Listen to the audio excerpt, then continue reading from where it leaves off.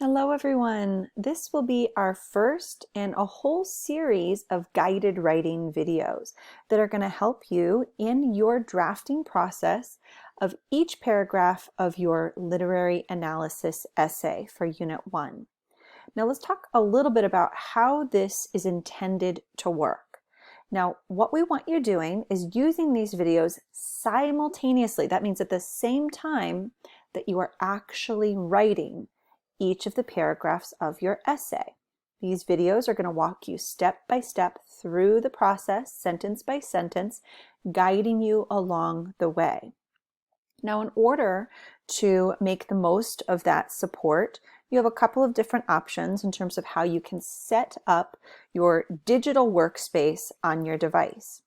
If you're working solely on an iPad, one suggestion would be to open this video in split screen on half of your iPad screen and to open up your literary analysis essay document on the other side so that you can very easily go backwards and forwards and pause the video as needed to allow you time to write.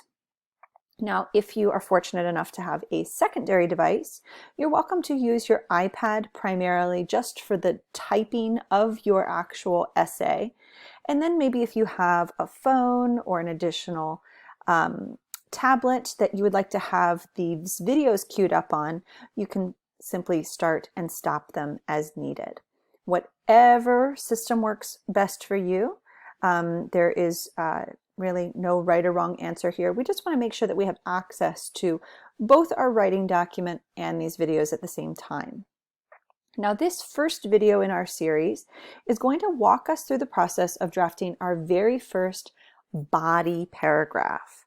Now, you heard me correct. We are actually not starting with our introductory paragraph, although that will ultimately be the first paragraph of our essay. We are going to be using an inside-out drafting model whereby we actually write all three of our body paragraphs first, and then with all of the bulk of our information in mind, we'll go back to the intro and then back to the conclusion at the very end. So let's talk about what we need for today's recipe. Today, we need to make sure that we have access somewhere to a digital copy of your short story. You'll want to reference that so that you can refresh your memory as needed on important details, and of course, to be able to pull out strong pieces of text evidence that we'll incorporate into our paragraphs.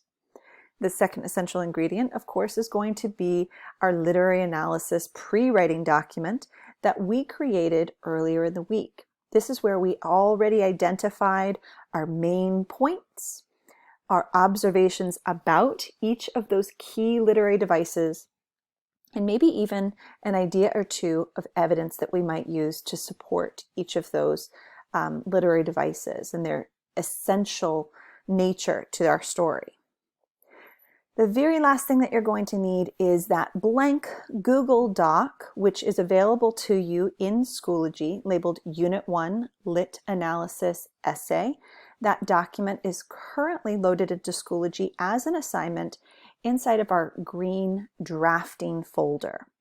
So go ahead, pause if needed to gather any of those necessary materials before pressing play and continuing on. All right, so we know that the beginning of every single paragraph should include a topic sentence. The topic sentence of your paragraph should include two things. It should include a topic, in our case, one literary device or narrative choice, plus a main idea or a unique observation that we are each making about what this device adds to our overall short story. Now, those two things in combination are going to make up the topic sentence that sums up what our whole paragraph is going to be about. Every other sentence within our paragraph is going to go back to support this key idea. That's called having unity within your paragraphs. So let's go ahead and take a look at a model topic sentence. Your model sentence might read, Firstly, Richard Connell makes use of a dangerous island setting within his story, which serves to fill the audience with a feeling of suspense. You'll notice that my topic is setting. The observation that I've made about how it contributes to the story is that it fills the audience with suspense. So now what I want you to do is use this help text to create your own topic sentence about your short story. You may begin with a transition word like firstly, comma. Blank makes use of blank within his or her story, which serves to blank. Go ahead and pause your video now while you type your topic sentence. All right, now that we have our topic sentence, we know that the next section within our paragraph is going to be about supporting that idea, proving that it is true given the information from our short story. Now, just like a great chef who really carefully and critically selects only the best ingredients for their dishes, we also know that great writers know that their ideas are only as solid as the evidence they provide. So when it comes to selecting your text evidence, you want to make sure that you're asking yourself which quotation or which piece of text evidence will be the most impactful and the most convincing. So here are my 3 pieces of advice as you are evaluating possible pieces of text evidence for your paragraph. 1, be picky. You want to select several quotes that could work, but then you want to settle in on the one quote that best proves your point. Secondly, keep it brief. Shorter quotes tend to pack a little bit more punch than longer quotes. Longer quotes just kind of draw themselves out. They often have a tendency to maybe potentially confuse the reader at times, or you lose the balance of your voice within the writing because you have too much quoted material. So when given the option, you always want to go for something that's a bit shorter and more concise. Last but not least, when possible, you want to avoid dialogue, which is 2 characters going back and forth talking. The best text evidence often comes in the form of description or narration, or the words of a single character. Now, with all of that in mind, now what we want to do is we want to go back to our pre-writing document and or our short story to really find that one piece of evidence that is going to best support the topic sentence that you've written. Once you have found it, you're ready to build in that context or setup, right? We know that once we've decided on which piece of evidence that we're using, that we need to write a sentence that serves to sort of orient your reader within this part of the short story. We need to answer the questions who, where, and what is going on in the scene. And a good rule of thumb to think of is that you can assume safely that your audience has read the text at least once. You do not need to over summarize, okay? Imagine they have already read the story, so you are not filling them in on something that they have never experienced.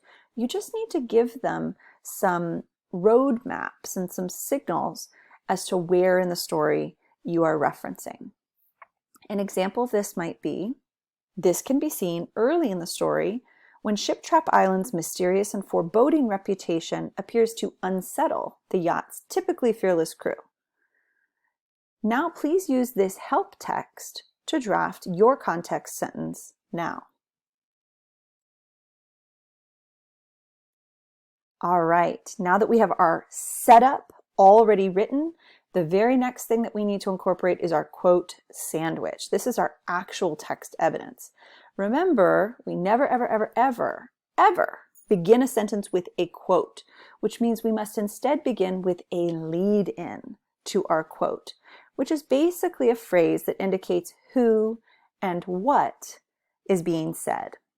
We also want to note that we follow our evidence with an MLA in-text citation. So let's take a look at our model before we give this a try. Whitney recalls, comma, is my lead-in. Even cannibals wouldn't live in such a God-forsaken place. But it's gotten into sailor lore somehow. Didn't you notice that the crew's nerves seemed a bit jumpy today? Connell 2. Please notice that our MLA in-text citation appears at the end of our quotation and that our period comes just outside or to the right of our in-text citation. Typically, we would see no punctuation at the end of our quote, but because this is a question mark, we have an exception.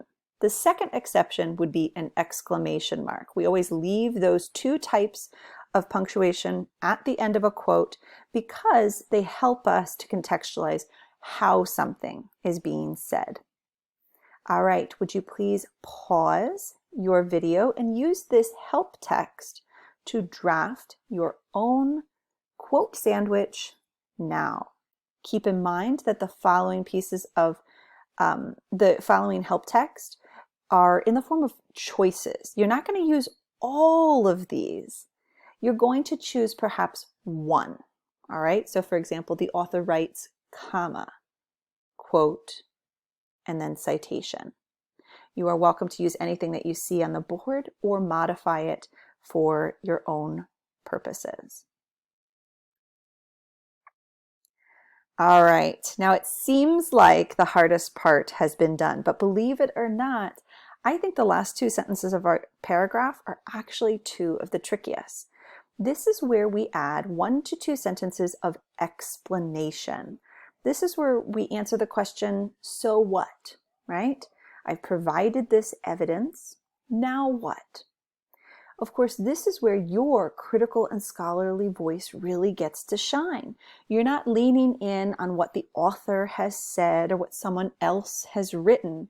This is where you really get to step out and show us your own analysis skills.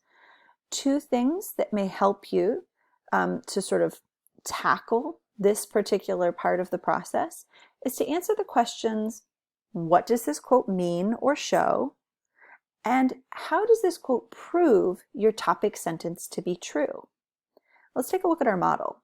In this passage, Richard Connell cleverly characterizes the story's primary setting as a place to be feared.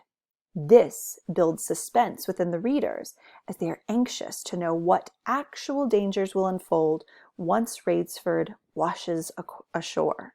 So again, I begin by explaining what this quote means or shows, and then I followed up by clearly connecting it back to my topic sentence. A good rule of thumb before tackling your explanation is to actually go back and reread your topic sentence so you know exactly what it is that you are trying to prove. Again, please pause and use any of these model sentence starters to write your 1 to 2 sentences of explanation. All right, you have now successfully written your very first body paragraph. Here on the board, you may pause and review what our paragraph looks like beginning to end. Remember that it should appear as one block of text with an indentation at the beginning.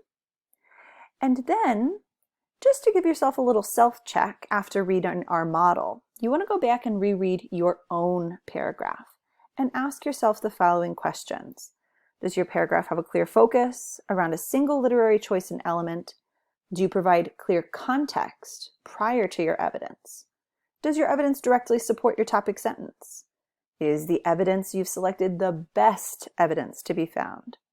Do you effectively explain how your evidence supports your topic sentence? And lastly, does your paragraph require more evidence to prove your point?